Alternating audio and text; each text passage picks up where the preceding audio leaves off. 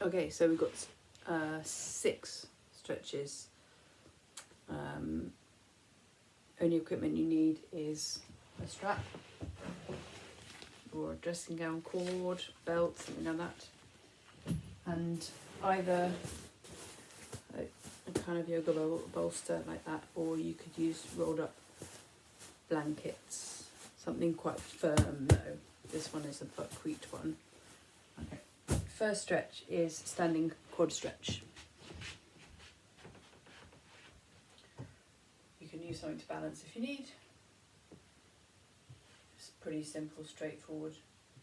Grab front of the ankle, bring your knee back in line with the other knee. Drop your tailbone down, make sure you're not doing that. If you want a bit of a front of the foot stretch as well, by all means hold your foot. You should feel it all the way down the front of the quad. Again, make sure your femurs are nice and straight and in line. Oh, and keep the knee there. If you have soreness in the knees, you should still be able to stretch by holding that and pulling that back without flexing too much. And you can actually also, if you've got sensitive knees, you can use a strap to pull up. So by maintaining downward tension in the foot, but also pulling up, you're still getting a stretch in the quad without squishing the knee too much. Okay, that's number 1, quad stretch. Then we're going to go down to seating. It's a seated twist, which is sort of outside of the hips, but the focus is more on the hips than the thoracic spine. So feet out front, really ground your sit bones down. Start with bend your right knee, bring it over your left leg, foot flat on the floor. Left hand wraps on the outside of the leg or an elbow around the knee. Right hand just gently sits behind you. Now you're not trying to yank and twist your upper body too much. It's too much, you'll end up going into the mid-thoracic spine and like the bit that's particularly mobile. So the focus is on the hip bit and the twist, so pulling on the leg. So use that elbow and keep that foot nice and bright.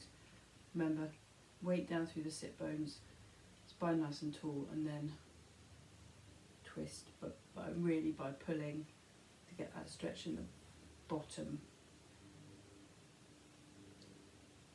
There you go. That's the first seated twist. We're going to do a lying down figure 4. There's a few to get the outside of the hip in different ways. So this is the easiest way to show you, then you'll see what you will be seeing. So on your back, left leg up, bend, ankle on the knee, and depending on your range of movement, you might end up being here, in which case you can either go outside and pull that knee. You might be able to reach through and hold the back of that right thigh and use your left elbow to create a little bit of pushing on that thigh. You might be able to extend arm through even more and grab the front of that shin and pull. And soften there. Okay, that's number 3. And what have I got next? Okay, yeah, this is quite a nice lying twist, but gets a little bit more to the side and the top of the hip. So you're going to use the bolster here, and you're going to pop it underneath your hips. Just trying to think, it might be easier to demo it this way. So under the hips,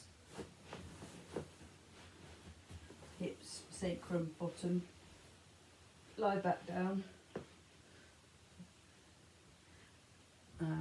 So that doesn't matter which side you do. So you're going to move your left feet to the side and then scoot your hips to the right. So feet to the left, hips to the right.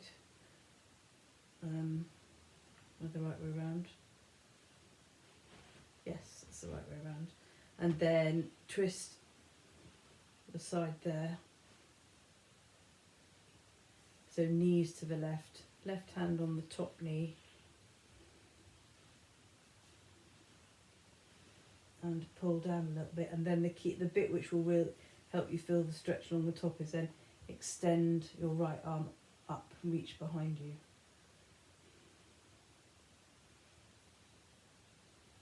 There. So yeah, when you do the other side,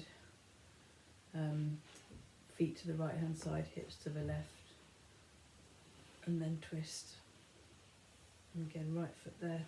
Might need to bend a little bit more and extend. If you don't feel the stretch on the top outside there, then really think about pushing that left hip down, and then you'll suddenly start to feel it. So make sure you're not rolling up like this, but you're pulling with this foot, filling with your right hand on your left knee, but pushing that hip directing that way, and then you'll feel the stretch. That's nice. Okay, that's number 4. Number 5 is, this is a really great one because this gets through 3 different things: hamstrings, calves, and a lovely psoas release as well. So you are going to, I'll probably do this here. So again, bolster, same position behind your hips. This is what you need your strap for. I like to put it in a loop, but you can just hold on to it 2 ends, it's not a problem. Either way, and hopefully you can see. So you're going to lie back. You're going to take your right leg out in front. Actually no, so you can see this side. Left leg out in front. Bring your right foot up. Loop this round the ball of your foot. Let your arms hang nice and heavy, and pull that foot towards you. There'll come a point probably where that left foot comes off the ground. So do try and flex your foot so that you're pushing up to that right heel up to the ceiling. You can add a little rotation here, which is quite nice, but anyway, right foot up to the ceiling. And when your left foot like floats off the ground, you're just going to start swinging it side to side. So that is a really nice release for the psoas at the front of the hip, whilst at the same time obviously you're getting a great hamstring stretch. If your leg is straight, you're getting a calf stretch, and also really extend up through the heel. You might even get a bit of stretch in the bottom of the foot. So swing side to side with that extended leg. And then put your legs down, and you'll hopefully, well, certainly when you take the bolster away, you'll feel the difference in length on both sides. So that's a really nice sort of triple whammy. And then the final one is still back on the floor, but it's basically like a reclined butterfly. I quite like it with the bolster behind the hips because it just takes a little bit of the strain out. But you don't have to. And that's for your inner thighs stretch. So hips back on here, lie back, bend your knees up, feet in the midline, and I'm just going to reach through and hold on to your ankles. Depending on your range of movement, you might be here, the shins, but keep the feet sort of facing each other a little bit, and then just sort of let it hang. Experiment different positions, but you should feel a stretch along the inner thigh. And all of these, just hold and breathe. When you come out of this one, just be careful that you don't also just release the hands, and then bring your legs back in together. So there you go, that's 6 quite nice stretches for lower body. Let me know if there's any problems. Enjoy.